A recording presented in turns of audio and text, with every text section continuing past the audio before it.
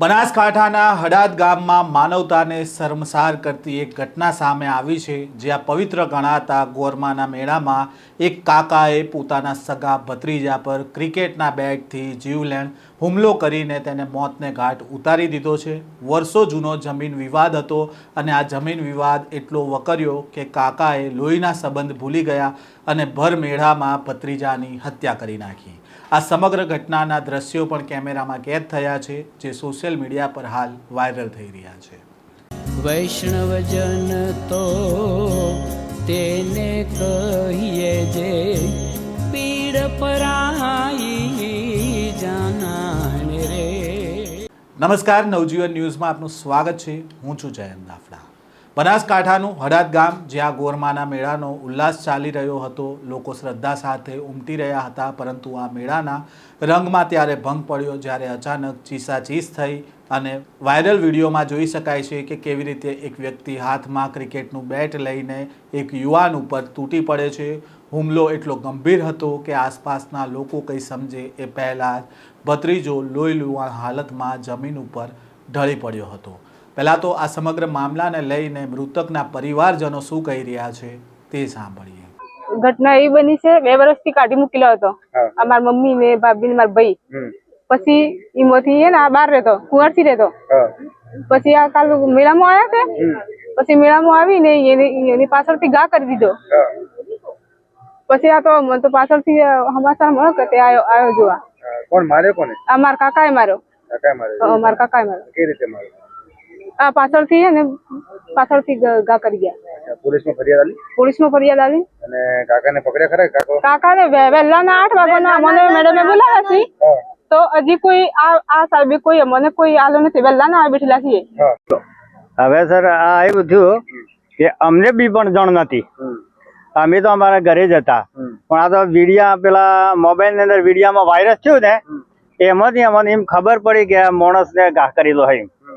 અમને પણ ખબર નથી। અમે આ તો અમારા ભાઈના હાળો હતો, તે ગોર કરવા આવ્યો હતો, મેળામાં આવેલો હતો। તેમાં મેળામાં હવે એનું મર્ડર થઈ ગયું। મર્ડર થઈ ગયું એટલે કેવું બરાબર નું મર્ડર થયું, એટલે કે બેઠે બરાબર ફટકારી દીધો, એટલે માણસ તો મરી ગયો।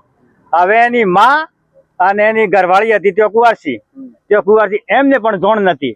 એમને જોણ નથી એટલે આ તો કે જેમ જેમ વિડીયા વાયરસ થયા ને એમની એમાં એકબીજા જોણથી જોણ થઈ ગઈ। એટલે પછી અમે એ માણસો અમારે તે આજ પૂછ્યું કે ભાઈ અમારા છોકરા નોમ થયું હે તે આપણો છે, એટલે અમે પણ હંગાથે આવ્યા હતા। એટલે કે તેઓ અમે જોયું તો તેઓ લાશ ના, હવે લાશ તો તેઓ હતી નથી।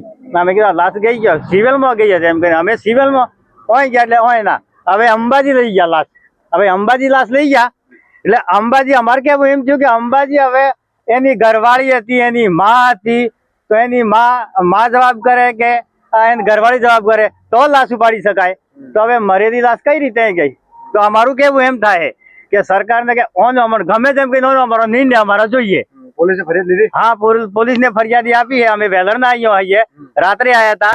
રાત્રે હવે એમ પોલીસે એમ કીધું કે સવારમાં 8 વાગે આવજો, તો 8 વાગે અમે આવ્યા હતા। 8 વાગ્યાના અમે લગભગ અત્યારે કેટલા વાગ્યા હે? અત્યારે 4 વાગ્યા। તાણે હવે એમ કે સાહેબ કે હવે કે હેડો કે અંબાજી મૂળ કારણ શું છે? હા, એમ જમીન બાબત થી કઈ હશે, જમીન બાબત થી આ ઝઘડો થયો।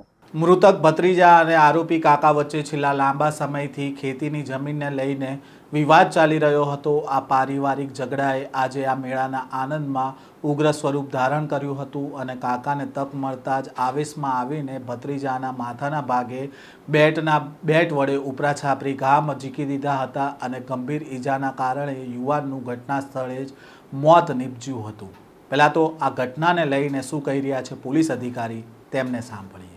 ગઈકાલ તારીખ 4/5/2026ના બપોરના 3:30 વાગ્યાના સુમારે હળાદ પોલીસ વિસ્તારમાં આવેલ નવાવાસ કાડ ગામે એક ખૂનનો બનાવ બનવા પામેલ છે।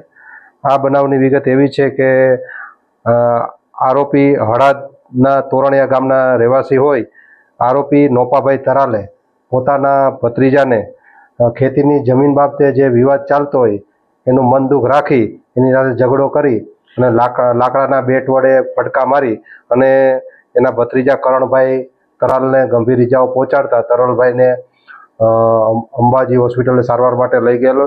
જ્યાં તે સારવાર દરમિયાન મરણ ગયેલ છે અને આ બાબતે ખૂનનો ગુનો નોંધી અને હળાદ પીઆઈ તપાસ કરી રહ્યા છે.